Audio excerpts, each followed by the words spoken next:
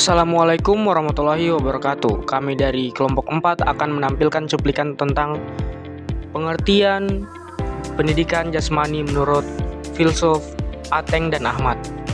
Selamat menyaksikan. Filsafat pendidikan jasmani adalah cabang filsafat pendidikan yang berfokus pada nilai dan tujuan prinsip yang mendasari pendidikan jasmani.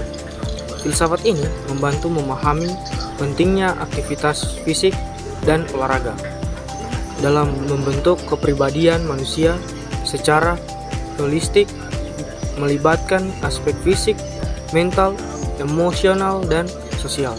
Kemudian yaitu holistik. Prinsip ini menekankan bahwa pendidikan jasmani harus memperhatikan pengembangan manusia secara utuh, bukan hanya aspek fisiknya saja. Ini berarti melibatkan aspek mental, emosional, sosial, dan spiritual dalam proses pembelajaran.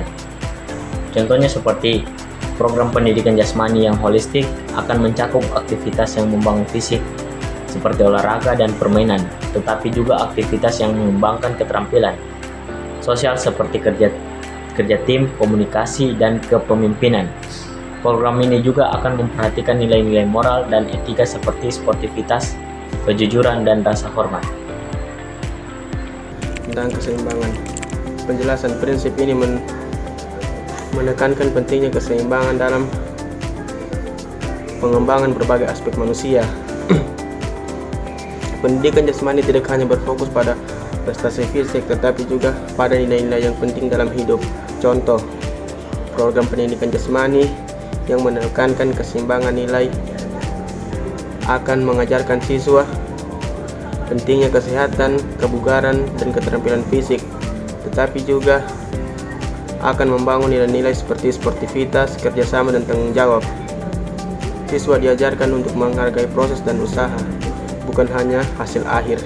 Lanjutkan tentang moral dan etika.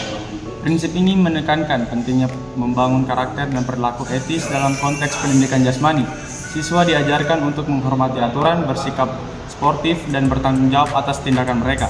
Contoh, program pendidikan jasmani yang menekankan moral dan etika akan mengajarkan siswa tentang pentingnya kejujuran, integritas, dan kesopanan dalam olahraga dan aktivitas fisik.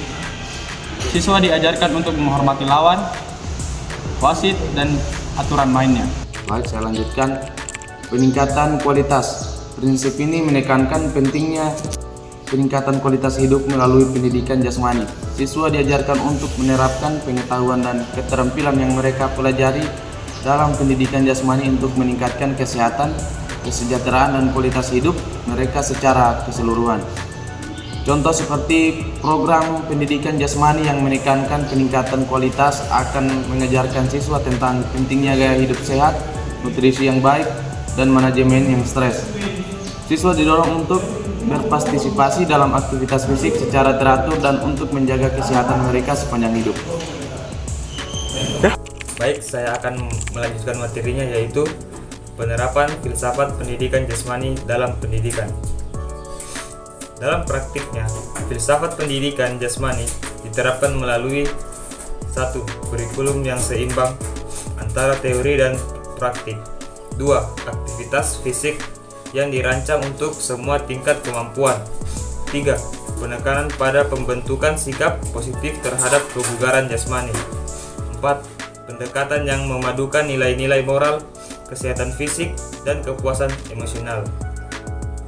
Filsafat ini menjadi landasan bagi pendidik untuk merancang program pendidikan jasmani yang tidak hanya meningkatkan kebugaran, tetapi juga membantu individu menjadi pribadi yang seimbang dan bermartabat.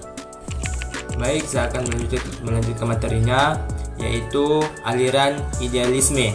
Aliran idealisme menganggap pendidikan jasmani sebagai alat untuk mengedepankan aspek moral dan mental seseorang.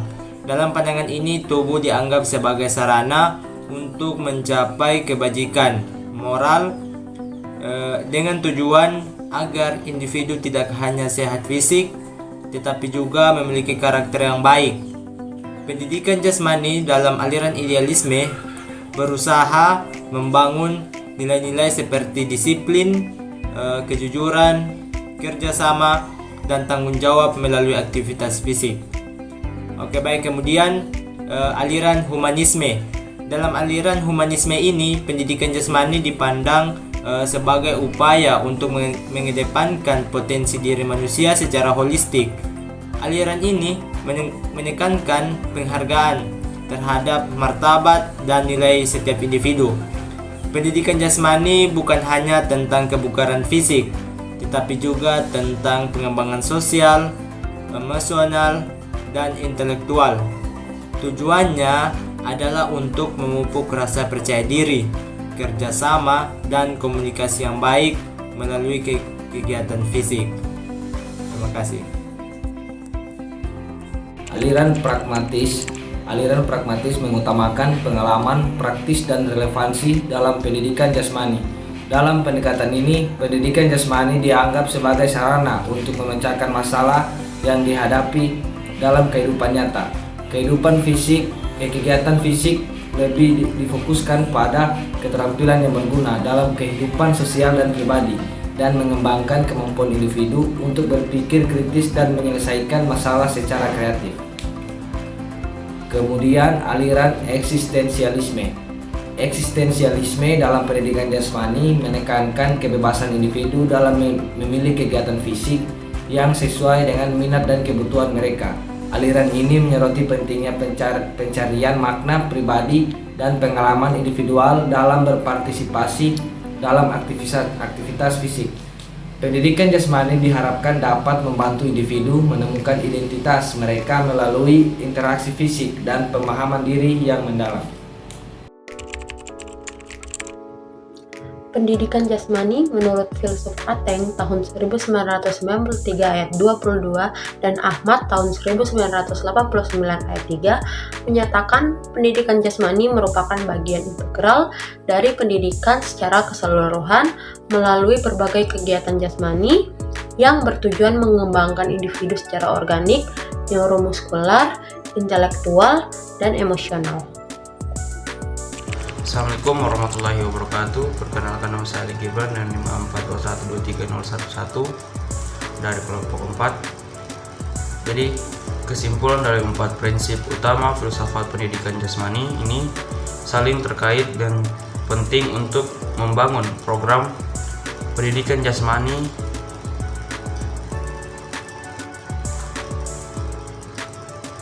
yang efektif dan bermakna. Program yang baik akan menggabungkan semua prinsip ini untuk